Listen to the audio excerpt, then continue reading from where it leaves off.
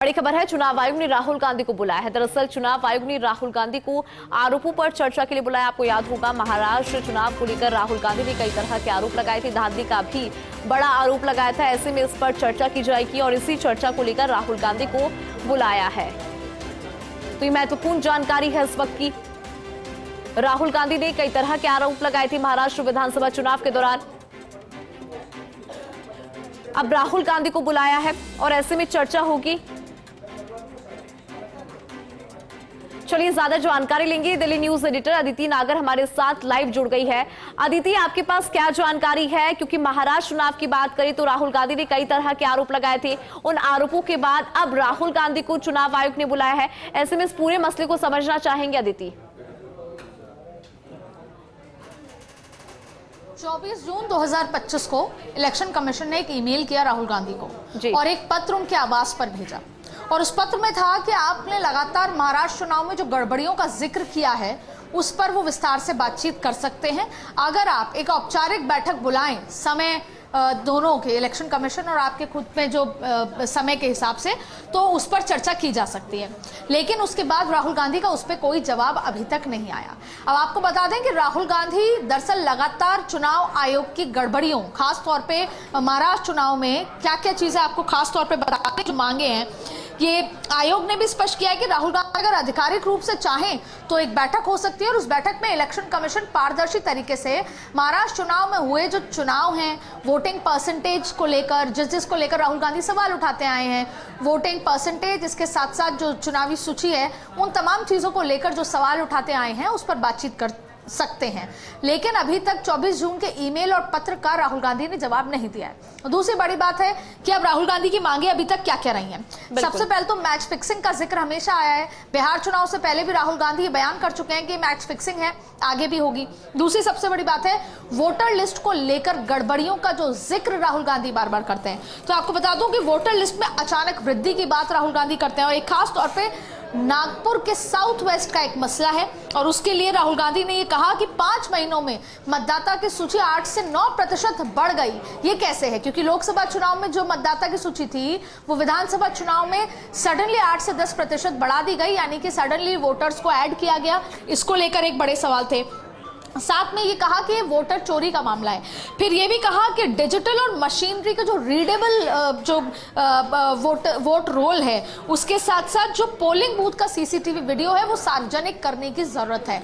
और फिर जब 6 बजे या 7 बजे वोटिंग को वाइंड अप किया जाता है, उसके बाद दूसरे दिन लगभग 5%, 3 से 5% की वृद्धि आपको उसमें नजर आती है। तो ये तमाम आरोप राहुल गांधी की तरफ से हैं। अब इलेक्शन कमीशन ये चाहता है, क्योंकि भारतीय जनता पार्टी बार बार ये बयान दे रही है कि चाहे फिर लालू प्रसाद यादव के बेटे हों, चाहे राहुल गांधी हो, बिहार चुनाव से पहले ही हार मान ली है, ऐसा बीजेपी का मानना है और अभी से ही हार का ठीकरा वो इलेक्शन कमीशन पे कर रहे हैं। और ऐसे बार बार बयान देने से बिहार के चुनाव से पहले राहुल गांधी का ये बयान बार बार कहीं ना कहीं वोटर्स को इम्पैक्ट करता है और इसी वजह से इलेक्शन कमीशन अपनी स्थिति को पारदर्शी करना चाहता है और वो ये बताना चाहता है कि महाराष्ट्र चुनाव में सब कुछ सार्वजनिक है, वेबसाइट्स पर है। हमने पहले भी, और मैं आपको बता दूं वो तारीख 24 दिसंबर 2024 का जिक्र है, जो इलेक्शन कमीशन ने पूरा एक ईमेल प्रॉपर्ली रोल आउट किया था और ये कहा था कि वोटिंग परसेंटेज, उसके साथ साथ किस तरीके से कहां पर कितनी वोटिंग हुई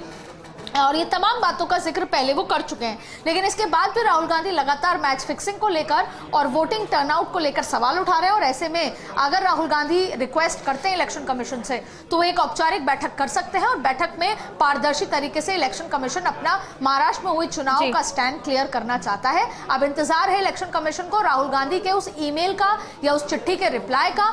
तो द रिप्लाई इज अवेटेड और राहुल गांधी अब रिप्लाई में क्या कुछ कहते हैं, इलेक्शन कमीशन अपने पारदर्शी तरीके से चीजों को सामने रखना चाहता है। और इलेक्शन कमीशन ये भी कह रहा है कि 1960 से सभी पॉलिटिकल पार्टीज को पूरी लिस्ट दी जाती है वोटर की और पूरी लिस्ट बाकायदा दी जाती है, बीएलओ को तमाम चीजें। उसके बाद भी अगर कुछ सवाल उठते हैं इलेक्शन कमीशन को लेकर, तो इलेक्शन कमीशन अपनी तमाम गतिविधियों को, क्योंकि वो वैसे भी वेबसाइट पर सार्वजनिक करता है, उसको बताने में कोई परहेज नहीं है। और वो राहुल गांधी को या और किसी और को शक हो तो एक बैठक करके पूरी तरीके से पारदर्शी तरीके से चीजों को बताना चाहता है। अब बिल्कुल अदिति, यहाँ पर मैं जिक्र भी करना चाहूंगी क्योंकि राहुल गांधी के स्टेटमेंट जो है वो बार बार सामने आ रही हैं और उसके बाद आपने ईमेल का भी जिक्र किया, लेकिन अभी तक राहुल गांधी का रिस्पांस नजर नहीं आता है। अगर राहुल गांधी को कोई भी परेशानी होती है और उनको ऐसा लगता है कि यहाँ पर धांधली हुई है, तो फिर क्यों राहुल गांधी जो है उसका रिप्लाई नहीं देते हैं और बार बार जो स्टेटमेंट है वो यहाँ पर दे रहे हैं? तो ऐसे में उनके पास एक ऑप्शन है कि वो अभी जाकर चर्चा कर सकते हैं और जो भी उनके पॉइंट्स है वो इलेक्शन कमीशन के सामने रख सकते हैं। अदिति,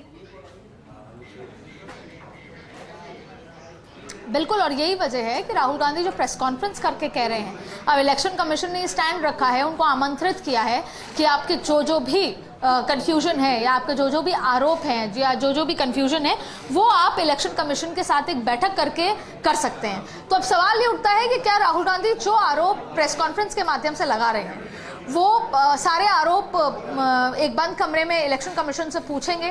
क्योंकि इलेक्शन कमीशन ये तैयार है कि राहुल गांधी अगर चाहेंगे तो हम एक मीटिंग कॉल ऑन कर सकते हैं और मीटिंग में उनको तमाम जो गड़बड़ियां हैं जिसमें वोटिंग परसेंटेज की है, सीसीटीवी फुटेज की है, या टर्नआउट में जो बदलाव है, या वोटर जो एड ऑन हो रहे हैं, जो कहते हैं कि 5 महीने में 10% वोटर कैसे बढ़ सकता है, इन तमाम तरीके के सवाल के जवाब इलेक्शन कमीशन राहुल गांधी को देने के लिए तैयार है।